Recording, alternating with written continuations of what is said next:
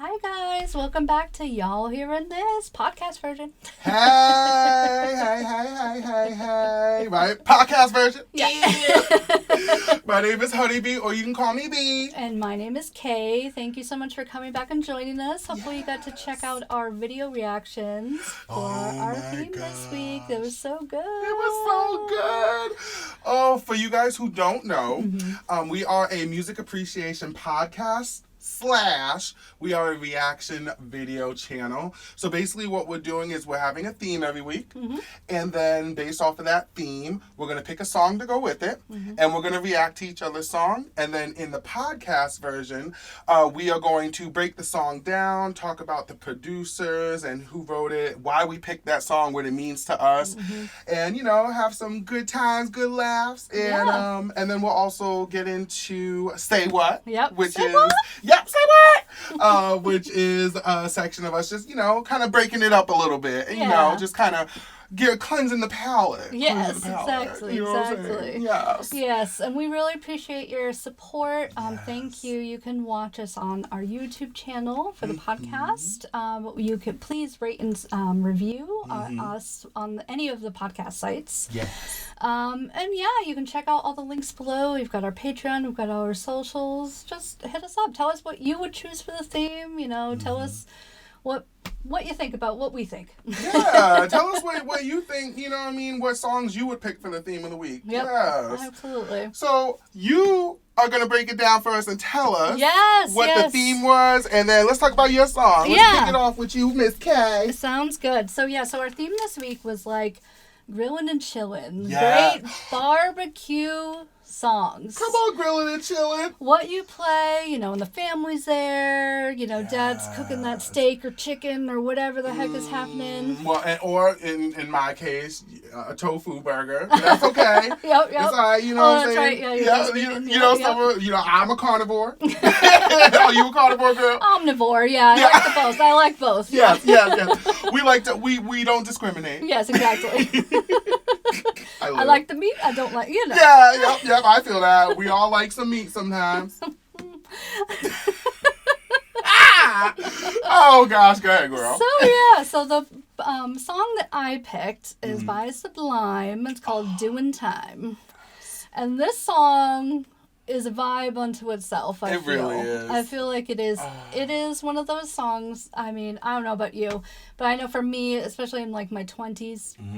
People would just put this album on at a party or whatever. Everyone knew every song. Everyone knew every word to every song. It's like the nostalgia. It was definitely the vibe center. Yep. It really was. And this one is so very summery, and it's so kind of just hanging out at the beach in California, kind of, you know. Oh, just thinking about it, it's just like... exactly. Giving me, in the words of J-Lo, goosies. Yeah, it's great. It's a good song. Yeah, and, you know, it's super nostalgic, and it reminds us of good times. It reminds us, it just takes us to that place. Exactly. Literally of summertime. Exactly. It takes us to what they actually are singing about. Exactly. So I'm here for it. So yeah. Yes, give us the facts, honey. So so it's off of their self-titled third album. It was released as a single, 11/25/97. That's funny. I feel like it was a summer release, but I don't know. Maybe it wasn't really listened to until 98. Right. And there's actually alternate versions of it by Wyclef Jean and the Far Side, which is so incredible. Yeah. That's like, I never knew that Wyclef worked with Sublime. Like, that's so dope. Yeah. That's so dope. It reached number 87 on the Billboard Hot 100. It samples Summertime by George Gershwin, which was composed for his opera Porgy and Bess. They originally recorded it as Doin Time and the Living's Easy, but had to change it to Summertime in order to release it due to the sample. Yeah, you know. That. Look, George, right? The original. George Gershwin, Look, he had to get his coin. George was like, excuse me, knock. What y'all doing? What's that? Right. Let me come up in this studio. Probably George Gershwin's estate at that point. Yeah, I mean, at that point, probably, unless he was like... Yeah. This is 100-year-old man walking in. What y'all doing with my song? Exactly. Yeah. I'm not seeing it. Right. A mess. So, lead singer Bradley Noel actually originally recorded it with the Doin Time lyric, but then passed away before this album came out. And actually before they really hit it big. Yeah, unfortunately, a That's drug so overdose. unfortunate. I hate when that know. happens. I know. It's like all that talent and potential. I know. Addiction is such an awful, awful thing. It really is. Yeah, Yeah, it was a drug overdose. Yeah. Wow. Unfortunately. I hate that. Yeah. So much talent. So they actually, the friend of the band and their producer Michael Huppoltz re-recorded it and just put that Summertime in. So it's a totally different person, and you would never know. I did not know that till you just said that. I'm sitting here like, wait, what? Yeah, I didn't know until I was doing the research for this. That's like, crazy. Yeah. Side note, can you imagine somebody being out there with like your same voice? Yeah, I know. It's like a doppelganger, like vocally. I have been told I have doppelgangers, like, visually, Yeah. but yeah, I don't know. I to know have a vocally. voice like a doppelganger. If you think about it, it's like, I guess like Tori Amos and like Kate Windbush can be doppelgangers in a weird way. A little bit, like yeah, artistically, or yeah, even they have similar, definitely. yeah, vibes. like that kind of idea, or Yeah. like who would be another one? Like everybody will always compare like Ariana Grande and Mariah Carey, like saying that Ariana is like Mariah's doppelganger, which I can see the relevance, but it's also like they're completely different people, different artists completely. And I could definitely tell which one's Ariana, which one's right. I would never mix like them mix up. the two, Yeah, but it's like that idea though. Yeah. So that's interesting that they were able to find somebody. Yeah. To actually do his vocals. That's and dope. with some sort of auto tune or something. I don't know. Well, probably wasn't then, but you never know. Some sort of producing magic. Right. They made it happen. Right. Like, what type of shit is this? Harry Potter? Exactly. Avada Summertime. Not Avada Summertime. If y'all are watching this video, y'all can see I'm doing it. For the people that are listening at home, I'm doing air claps. I look like a seal right now. Wingardium Leviosa. Oh, gosh. Oh, man. So this song also samples from the Beastie Boys, Inni Kamazi, Malcolm McLaren, and David Axelrod. And then they did release the original version with Bradley's full vocals in 2006. They had a deluxe edition of this album come out. So Lana Del Rey actually covered the song in 2019. Oh, no way. Yeah, I know. I've never heard it. I've never heard it either. And that's an interesting choice for her. Spooky. Yeah. Yes, Lana is a whole. You gotta be in the mood and in a vibe for Lana. It's like summertime sadness and the living's easy. Summertime. Yes. I'm out. We need to hear it. Yeah, now we gotta listen to it. Yes. So the drummer from Sublime, Bud Gal, praised it, as well as Troy Dendecker, who's Bradley's widow. So Sublime was a reggae rock / ska punk band, and they were from Long Beach, California, as you can probably tell. Yep. Formed in 1988, and there was also Eric Wilson on bass. Yeah, and then their Noel's Dalmatian Lou Dog was their mascot. No way! Yeah. That's kind of crazy. Yeah, I kind of remember him from the video. I remember there being like a Dalmatian in it. So yeah. That's so dope. Now, when you think of Sublime, take me back to that era of music for you. Like, what was it that drew you to Sublime? So it's funny you say that. So I really remember listening to it, like I said, at like parties. Everyone just kind of always had it on. And the other big one I remember from around the same time was Bob Marley Legends. Like, because that's another one. You put on the album, everybody knows every song. And it's such like a very chill vibe. You know what's funny? I don't think I've ever been to a party that would play. Like, they would play, like, little hints of Bob Marley, but, like, to actually put the whole album on. Well, I love that. This is before, Spotify and whatever, you know what I mean? Right. So this was, someone had a CD, they put it in the CD. They put the whole CD in, exactly. unless you had a mix, unless you made your own mix. Yeah, that's true. I was very into the mix CD, but yeah. But that's so dope. And I just love the idea that you would play full albums. Yeah. That's dope. I know, it's so funny listening to things now because, we really think in terms of, like, the single, the hit, the whatever. Right. It's the consumption. And I'm guilty of it, different. too. Yes. I'm so guilty of it. I pick and choose what songs I listen to. But, growing up, you didn't, I mean, you could skip to the next song, but like Yeah. you would want to like.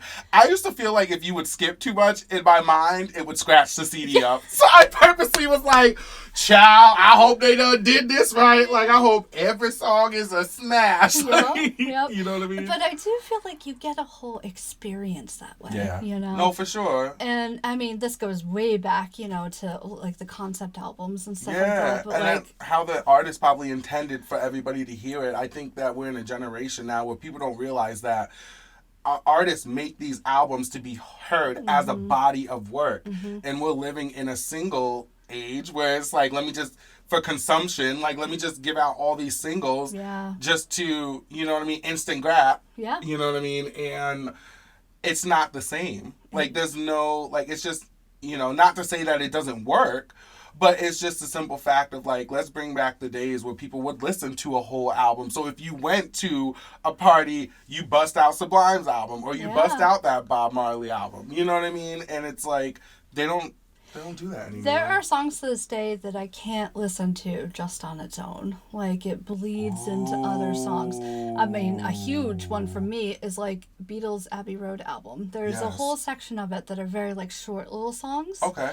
But, like almost like interludes to, like... No, because they're songs, but they're maybe only, like, a minute long. Oh! But there's, like, 5 or 6 of them in a row, like that's Mr. dope. Mustard, Polythene Pam, etc., etc., etc. So they kind of like bleed into each other a little bit. But like if you just put it on like mix or whatever, it would only pick like that 1 minute song. Yeah, and it wouldn't make sense. Yeah, so like I have to listen to that altogether. It doesn't make sense to me not to, you know.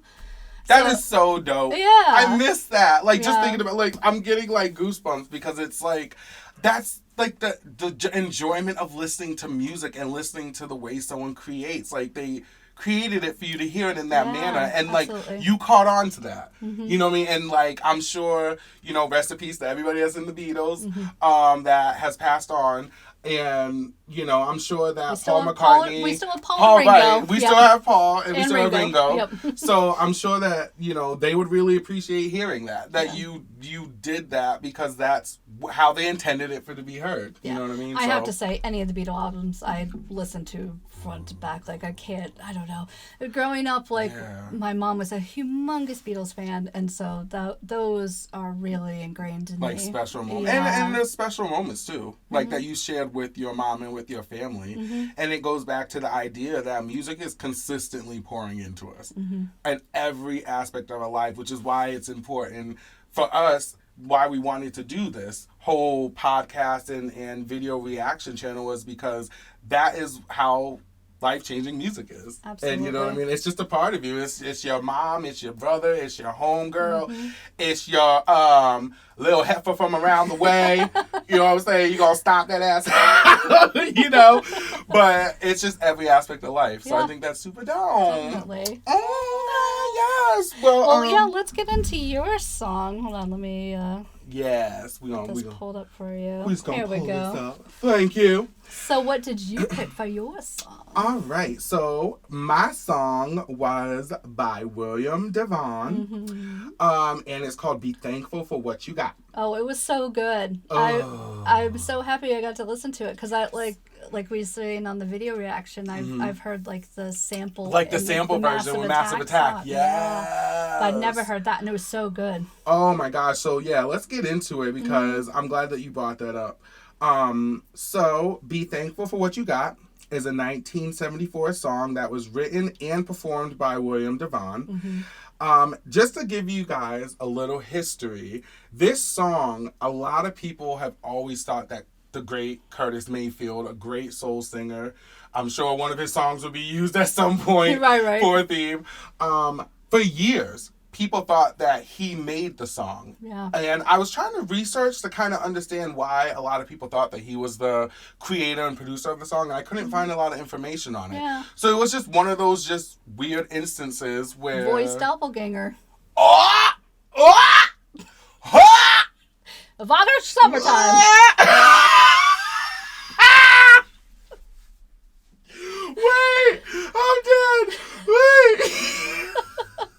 So this is a perfect example of a voice doppelganger. That's funny. So And it says in the research that I was reading Mm-hmm. that a lot of people would confuse it because William Devaugh's song actually has the same just artistic creation that Curtis Mayfield was doing at the time. Mm-hmm. So I can see that. I can hear it definitely. yeah. So it says originally it was recorded in 1972 as A Cadillac Don't Come Easy, Mm-hmm. but it was retitled in the 1974 single release.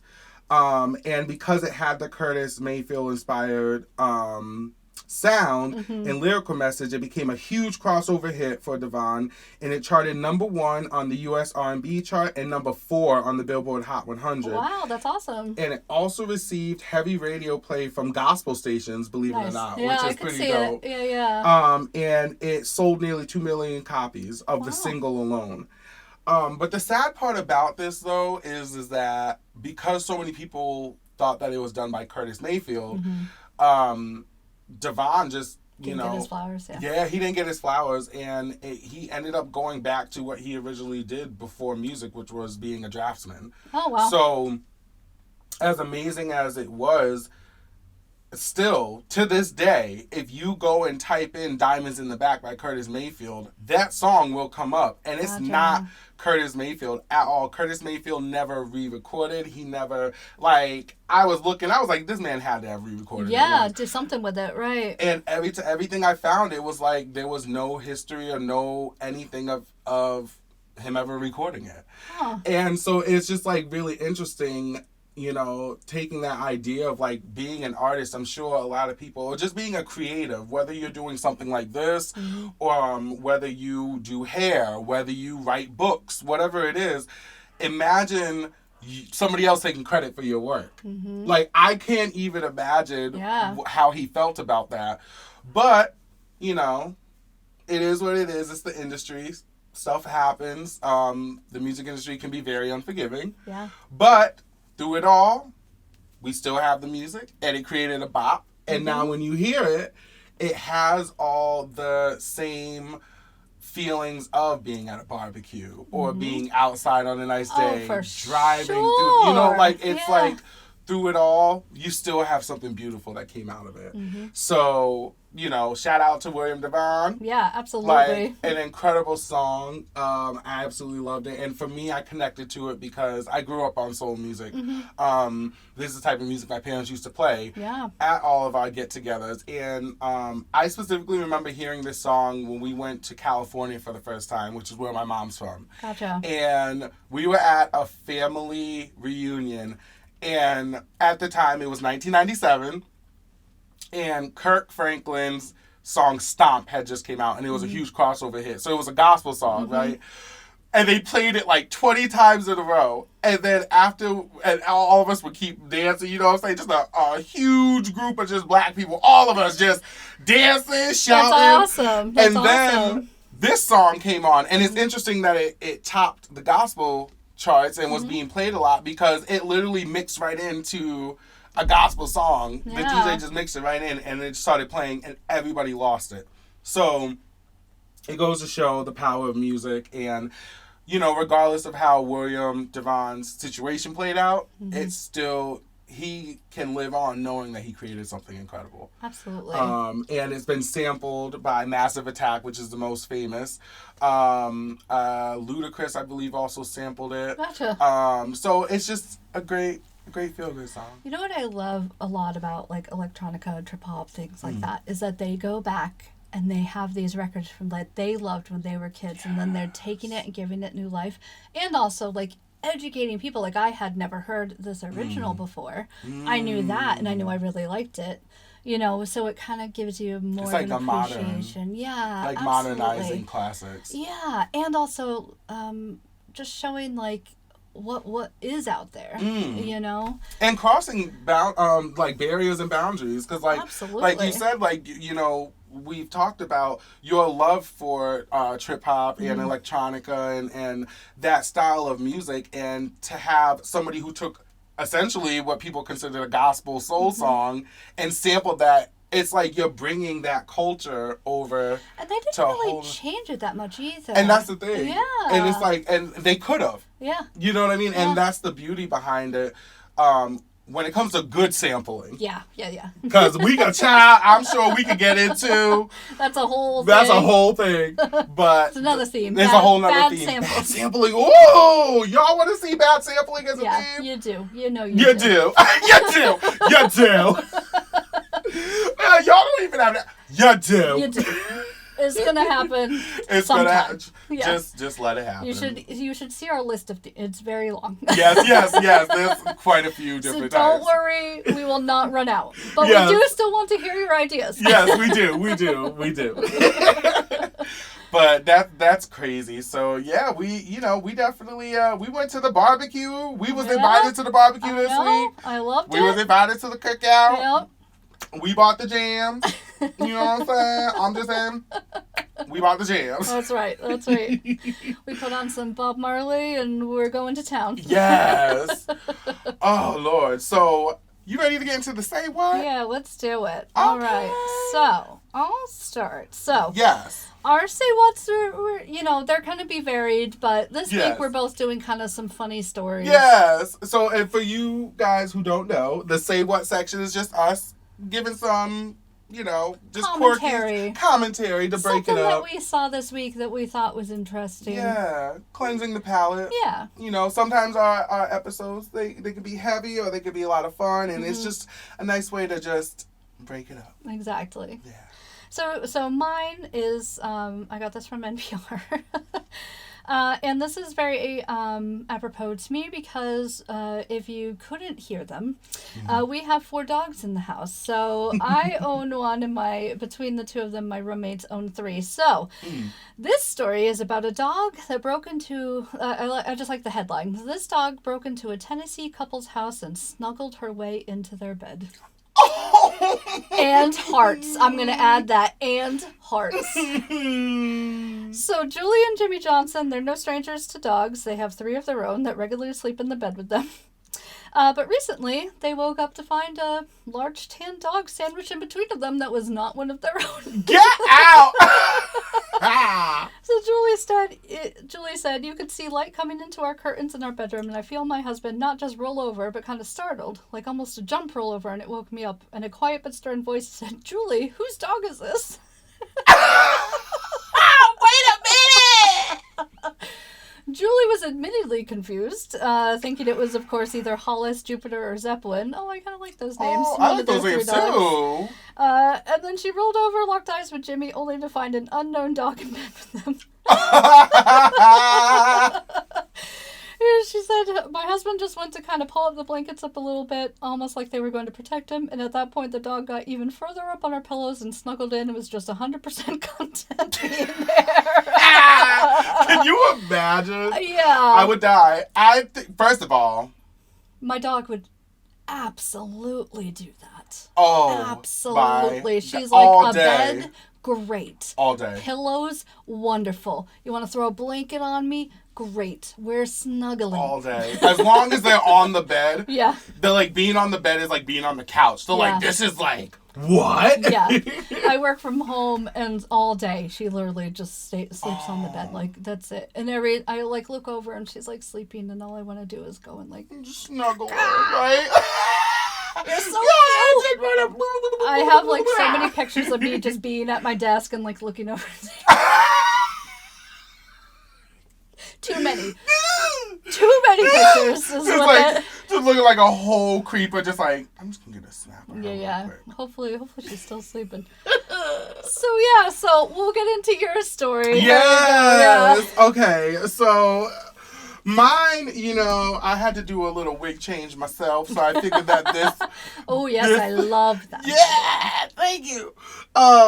So I felt that this story was very appropriate. Okay. And this is right up my alley. I can only imagine. So just the title alone, I can't even consider. Let me sound like a news reporter. Okay. Let me get serious. Okay. A man in a wig was detained after throwing a piece of cake at the Mona Lisa.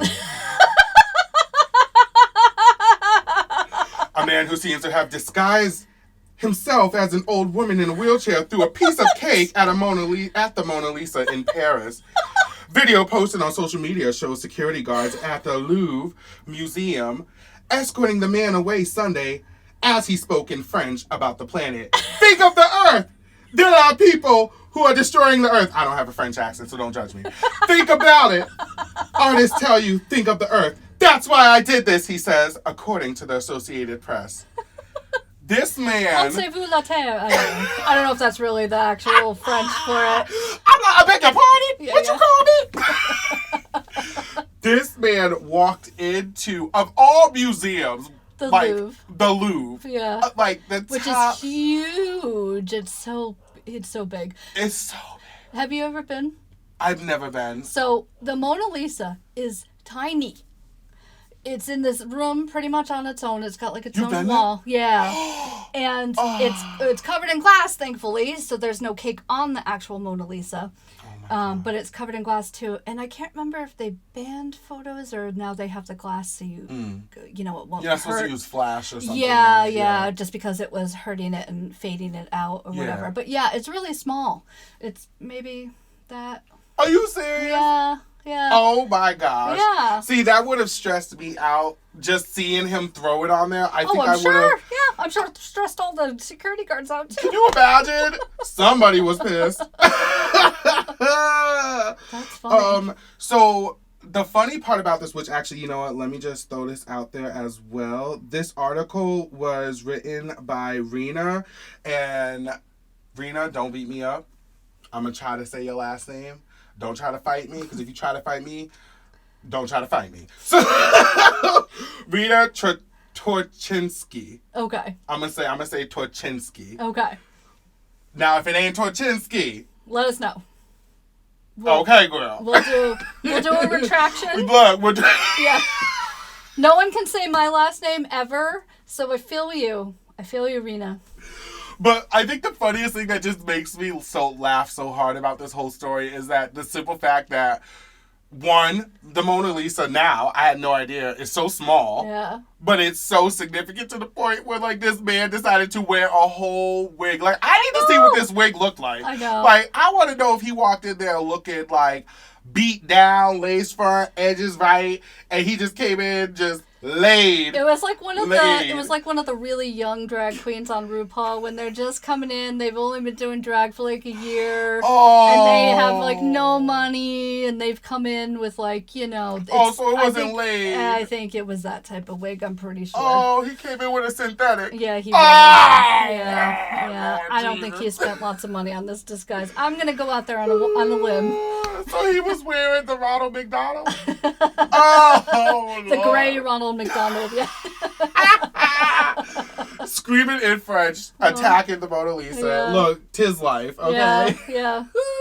Oh my goodness. Well, we're coming to the end. Yes, we're here. Oh my God, another episode. This is becoming so much fun. I know, it really is. Thank you so much for doing this with me. Thank you for doing it with me, as always. I love you. Yes. And we love you guys. We love you too. Yes. Make sure you like, share, subscribe, leave your comments. Let us know what themes you want to do. Rate and review on the podcast sites. That really, really helps us out. Gets us up there so we can get out to more people. Yeah. And we hope that you guys enjoy this. And until next time. Absolutely. Yeah.